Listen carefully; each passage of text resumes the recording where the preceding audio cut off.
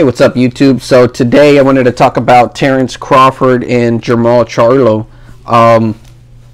Looks like Terence Crawford, there's been some news leaks about Terence. I guess not leaks, but he's actually come out and said that, you know, he'd be willing to fight, or he said my next fight will be at 154 or one, and then he also said he'd be going up to 160 as well. And a lot of people in the comments after that video, I think it was I don't know if it was fight hype, but I think that's what I've been predicting. I think that's what it takes for him to actually steal the show away from Errol Spence and become more of an attraction, because that's what it all comes down to, guys. Manny Pacquiao versus Terence Crawford, that's a good money grab for Terence. He makes his money, but people want to see risk, and that doesn't even if he fought Manny Pacquiao, that's good money, but it's not going to make him an attraction. What type of fight makes you want to watch Terence Crawford more than Errol Spence? And I believe if he goes up to middleweight and beats Jermell, I think he's more of an attraction. I think that those are the type of moves that make you more exciting than the other guy. Because let's put an example. Let's say he wins versus Jermell Charlo, Castano at junior middleweight. Do you want to watch, and you have the option of watching Spence versus Ugas, or Terence Crawford beating Castano and then fighting Jermell Charlo? Man, you'd be wanting to watch that. It's a little bit more exciting. Yeah, Spence versus Ugas is good, but it doesn't compare to Terence Crawford versus Jermell. And for one, Jermell's a smaller, Terence is the smaller guy. He's a smaller guy, so there's that risk factor, there's that wow factor there. Like, it's like the David and Goliath type thing. He's moving up. He's pulling a page out of Manny Pacquiao's book, and that's why Manny Pacquiao was so exciting, because he was fighting bigger guys and knocking them out. And this is exactly what Terence Crawford needs, in my opinion. Middleweight, he fights Triple G, Jermell, or who's that, Andrade, Boo Andrade. You know, those are kind of good too, but yeah, Jermell, Triple G, he fights any of those guys, and you know, he knows what his limits are. I'm not going to say he needs to fight Triple G, but if he can, I think he has a better ability. I think he has better reflexes than Canelo, in my opinion. I'm not saying defense, and I'm not comparing him to Canelo, but I think he can hold his own against Triple G. Brook was unable to do that and suffered, but Terence Crawford isn't Brook, and I think he already fights. Terence Crawford already fights very, very. How would I say? He doesn't start off super fast, and he's very protective. So I think his style protects him going up in those weight classes, because he's not.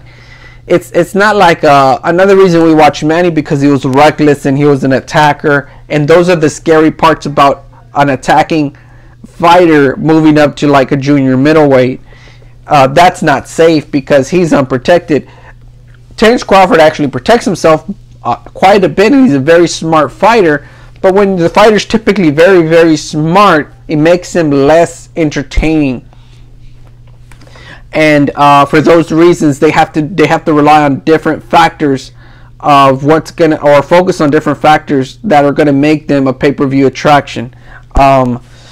So yeah, guys, what do you guys think? Am I crazy? I had actually predicted that this is what Terence Crawford needed, and I still think that this is what Terence Crawford needs. It doesn't matter what he does at 147. It doesn't make him a pay-per-view attraction. I think he can take a page out of Canelo and Mayweather's book and fight Boots, because he's right around the same age when Canelo and Mayweather fought. But that doesn't give him a whole lot. That just says, oh, I did what they did, and I beat Boots. But Boots is a pretty tall guy. I don't Mayweather and Canelo were the same height. Boots has got Terence by at least 3 inches, and in my opinion, Boots is kind of like a junior middleweight, and it's based off of size. So is Virgil Ortiz. Those guys would not stay at welterweight, and this is based off of height too, because you start seeing that type of height as an average height of 5'10", the 5'11s, more like in the junior middleweight to middleweight classes, and you don't see people that are 5'4" in welterweight either. That's why Manny Pacquiao was so exciting in that division, because it was the excitement factor, the risk factor. He was more like a 140 pounder and 140 to 135 pounder, based off of his height. But that's what I think, guys. I think he needs to fight Triple G, Jermell Charlo, even Canelo if he gets the chance. I think that's pure stardom, and I think if he can beat Canelo,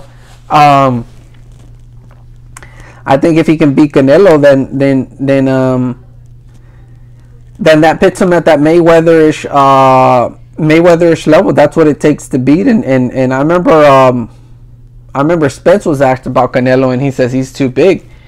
And that's the type of shit that makes you not like a fighter, because as a fan, they want the most exciting fights. If you're going to fight within your weight class and within your weight height, you're not an exciting fighter, even if you're good, even if you're undisputed, because we have Terence Crawford that can easily become undisputed if he beats Errol Spence, and it still doesn't make him a pay-per-view attraction, guys. I don't care to watch Terence Crawford fighting welterweights. It's just not exciting. Just like we don't care about junior middleweights fighting junior middleweights. And the reason that both Floyd and the reason Floyd was so good, because he was like a matador, and like the guy in Spain that always goes in there against the bull and ends up dodging him, and that's what Floyd would do. He would dodge everyone, and that's what made him interesting. And then the zero, because everybody wanted to watch him lose. Manny was the small guy beating the big guy. That's what the attraction was. And again, even Floyd was a small guy compared to most of the people he fought. He was a small frame guy, but for these other guys, they're just not attractions, man. They're not entertaining. They are good, but there's just not going to be any money there for them. So if they want to become attractions, that's why all of these YouTubers are more of an attraction of boxing, because you have the unexperienced guy that's a nobody, and although he could be trained, fights a pro boxer. You see the excitement, the risk in that. So that's why the worst thing that we could see is is like kind of Thurman versus Barrios, where even though they're the same height, but it's the skill level is so far apart.